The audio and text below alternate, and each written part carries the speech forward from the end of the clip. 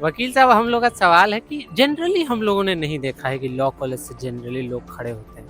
नहीं, जनरली ज़्यादा लोग लॉ कॉलेज से उतरते हैं और एक तो बहुत फेमस नाम है जिससे यूनिवर्सिटी भी नोन है, श्री लालू प्रसाद यादव जी। जी। वो भी जब लॉ कॉलेज में थे तब वो इलेक्शन फाइट किए थे। और लॉ कॉलेज का स्टूडेंट इसीलिए ज़्यादा माने इलेक्शन में फाइट करता है क्योंकि उसको बेसिक और रूल्स है, रेगुलेशंस है, सोसाइटी का और स्टेट का जानकारी रहता है। सोसाइटी को कैसे फंक्शन करना चाहिए, स्टेट को कैसे फंक्शन करना चाहिए, उसका क्या ऑब्जेक्टिव्स है, क्या प्रोस्पेक्टिव है और किस तरह से लॉ बनना चाहिए, क्योंकि नीति ही है जो समाज का दिशा और निर्देश को तय करती है। पटना यूनिवर्सिटी छात्र संघ चुनाव 2026 अपने चरम पे। इसकी शुरुआत कुछ दिनों में हो जाने वाले। हमारे साथ सुमन शेखर जी अपनी बात को रखेंगे, अपने विजन को रखेंगे कि इस बार वो इलेक्शन से बच्चों को क्या मिलते हुए देखना चाहेंगे। चलिए उनसे बात किया जाए। तो एक बार आप खुद से भी अपना परिचय हम लोग के जनता के लिए दीजिए। Thank you so much. मेरा नाम सुमन शेखर है और मैं Patna law college Patna university का छात्र हूँ। अभी हम सेकेंड ईयर में हैं। बस यही मेरा परिचय है। तो आपको वकील साहब बोल सकते हैं। हाँ, व्हाई नॉट? लॉयर्स। तो वकील साहब, हम लोग का सवाल है कि जनरली हम लोगों ने नहीं देखा है कि लॉ कॉलेज से जनरली लोग खड़े होते हैं। इस बार इस छात्र संघ चुनाव ने आपने एज रिप्रेजेंटेटिव उतरना क्यों चुना? नहीं, जनरली ज़्यादा लोग लॉ कॉलेज से उतरते हैं जी। और एक तो बहुत फेमस नाम है जिससे यूनिवर्सिटी भी नोन है, श्री लालू प्रसाद यादव जी। जी। वो भी जब लॉ कॉलेज में थे तब वो इलेक्शन फाइट किए थे। और लॉ कॉलेज का स्टूडेंट इसीलिए ज़्यादा माने इलेक्शन में फाइट करता है क्योंकि उसको बेसिक और रूल्स है, रेगुलेशंस है, सोसाइटी का और स्टेट का जानकारी रहता है। सोसाइटी को कैसे फंक्शन करना चाहिए, स्टेट को कैसे फंक्शन करना चाहिए, उसका क्या ऑब्जेक्टिव्स है, क्या प्रोस्पेक्टिव है और किस तरह से लॉ बनना चाहिए, क्योंकि नीति ही है जो समाज का दिशा और निर्देश को तय करती है। That's why we considered him as a candidate of central panel. So, as you have decided to contest election as a central panel candidate and as an advocate, आपने कहा कि एक हम लोग समझते हैं समाज की परेशानी, तो अभी इस यूनिवर्सिटी में परेशानी क्या दिख रही है आपको?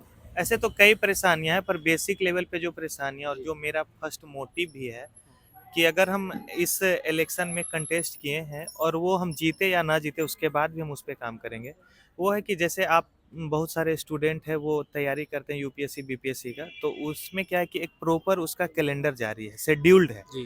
कि इस 2026 में किस मंथ में एग्ज़ाम होगा, फिर उसका रिजल्ट कब आएगा, पूरा एकदम डिटेलिंग के साथ है। यूनिवर्सिटी अपने आप में स्टेट है, स्टेट की तरह फंक्शन करती है, तो ये इतनी एम्पावर है कि जो बच्चों का परेशानियाँ हैं उसको दूर कर सकती है। इसीलिए हम यूनिवर्सिटी को ये रिकमेंडेटरी भी देंगे, रिकमेंडेशन करेंगे और उसमें क्या-क्या फंक्शन कैसे करती है और उसको हम बताएँगे भी और साथ-साथ ये ज़िक्र करेंगे कि वो आने वाले समय में पूरा एग्जाम कैलेंडर को प्रिपेयर करे और स्टूडेंट के बीच में जाए। जैसे कि हॉलीडेज का तो पटना यूनिवर्सिटी का कैलेंडर है, एक आप सबने देखा होगा कि हॉलीडेज का रहता है, पर एग्जाम कैलेंडर नहीं है। तो सबसे पहले मेरा मोटिव रहेगा कि वो एग्जाम कैलेंडर जारी हो और एजेंसी जो काम कर रहा है कि जो उसका अथॉरिटीज़ है, जिसके ऊपर अकाउंटेबिलिटी होना चाहिए, रिस्पॉन्सिबल जो बॉडीज़ है, वो भी कंसर्न दिखाए कि हम काम कर रहे हैं और सही चीज़ अगर काम नहीं होता है तो हम किस ये इसके लिए कौन उत्तरदायी है, इसको भी समझने का प्रयास करेंगे। सो इस चीज़ को आपने समझा और आप 2 साल से आई गेस इस चीज़ को कर रहे होंगे। तो जनरली 2 साल में एडमिनिस्ट्रेशन की या बच्चों की क्या समस्या देखने मिली है? एडमिनिस्ट्रेशन के लेवल पे बहुत ज़्यादा फेलियर देखने को मिलता है, जैसे कि बहुत सारे कॉलेज में, लगभग सारे कॉलेजेस में बेसिक फैसिलिटीज़ नहीं है, जी। जैसे और हाइजीन का। हम्म, हम्म, हम्म। जबकि बेसिक मीन्स होता है एकदम बेसिक, कम से कम जो आप बिहार के नंबर 1 इंस्टीट्यूशन में अगर आप पढ़ रहे हैं, तो आप में बेसिक होना चाहिए। बेसिक तौर पे जैसे कि बाथरूम का प्रॉब्लम है, गर्ल्स कॉमन रूम का प्रॉब्लम है, मेल्स कॉमन रूम का तो कोई बात ही नहीं करता है। जब बात लोग इक्वालिटी का करते हैं, जी। पर मेल्स कॉमन रूम का बात नहीं करते, उसका भी एक जनरली ज़रूरत कोई है। कोई कॉलेजेस में रहते हैं, जैसे साइंस कॉलेज में तो आई गेस है मेन। हाँ, साइंस कॉलेज में है पर पटना लॉ कॉलेज में नहीं है, फिर और भी अदर कॉलेजेस है जहाँ नहीं है। तो कॉमन रूम का इन्वॉल्वमेंट होना चाहिए, फिर स्पोर्ट्स अथॉरिटी का भी कैलेंडर वगैरह एकदम प्रॉपर वे में होना चाहिए। अच्छा, और मेरा सवाल रहेगा, अभी तक आपने इस पक्ष मतलब बच्चों के लिए कुछ काम अभी तक किए 2 साल में? हाँ, हम सोशली और पॉलिटिकली काफ़ी एक्टिव है सोसाइटी के एक कंसर्न चीज़ को हम लेके। लोगों ने देखा था कि आपने कार्ड साइनिंग कैंपेन किया था, हाँ, किस बारे में था? हाँ, वो सिग्नेचर कैंपेन था कि उसको लोग लास्ट में अभी रिसेंट में समझने लगे कि ये प्रोटेस्ट ये जो प्रोटेस्ट वगैरह है या फिर सिग्नेचर कैंपेन जो चला रहा है, उसका मुद्दा पॉलिटिकली है, इसीलिए थोड़ा-सा हम भी उस पे रिलैक्स हो गए। लेकिन वो इसलिए नहीं था, वो संजोग इस तरह का रहा कि वो आप मेरे अगर फीड पे जाते हैं तो आप देख सकते हैं कि इलेक्शन का डेट अनाउंस होने से पहले वो कैंपेन हम शुरू कर दिए थे। वो कैंपेन इस रिगार्डिंग था कि अगर आए दिन हॉस्टल से रिलेटेड कांड होते रहती है पटना में, तो उससे रिलेटेड को दूर करने के लिए दूरगामी ये प्रॉब्लम तो था ठीक है कि सीबीआई तक केस चला गया, लड़की को जस्टिस मिल जाएगा, पर आने वाले समय में इस तरह का घटना नहीं हो, इसके लिए है कि एक हॉस्टल रेगुलेटरीज और एस्टेब्लिश हो। अभी गृह मंत्रालय ने कुछ-कुछ योजनाएँ उस पे रूल्स रेगुलेशन जारी भी किया है।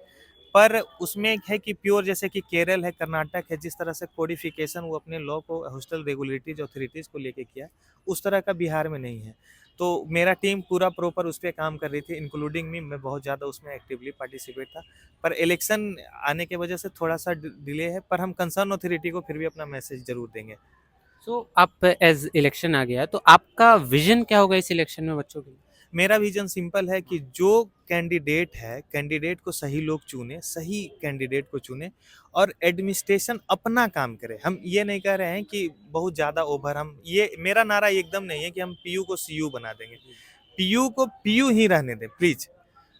और पीयू जब पीयू खुद रहेगी जैसे है कि एक एचओडी एक जो इसमें कई तरह की बात है कि अगर जो प्रोफेसर्स एचओडी बन गए उनको 2-3 कुर्सी मिल जाता है इस वजह से परेशान है।